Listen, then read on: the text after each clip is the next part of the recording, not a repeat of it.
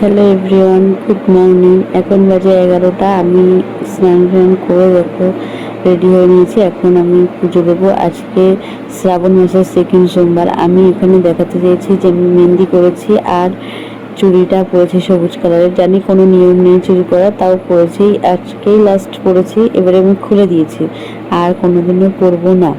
তো এই যেখানে আমি পুজো দিতে চলে এসেছি। আর তোমরা কে কীরকমভাবে পুজো দাও শ্রাবণ মাসে সেটা আমাকে অবশ্যই জানিও কমেন্ট সেকশনে।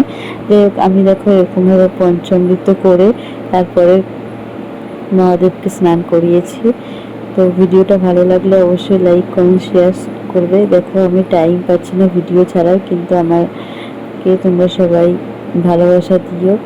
আর 1000 সাবস্ক্রাইব হতে খুব খুব কম রয়েছে।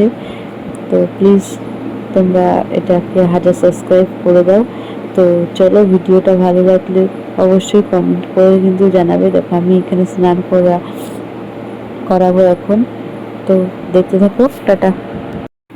হয়তো অনেকেই শ্রাবণ মাসটা পুরোপুরিভাবে নিরামিষ খেয়েছে, আমরা কিন্তু পুরোটা নিরামিষ খাইনি। আমরা শুধু সোমবারটুকু মেনেছি। তো কে কে এরকম করেছে সেটাও কমেন্ট সেকশনে জানিও। আর এই যে আমার এখন শিব ঠাকুর স্নান হয়ে গেল।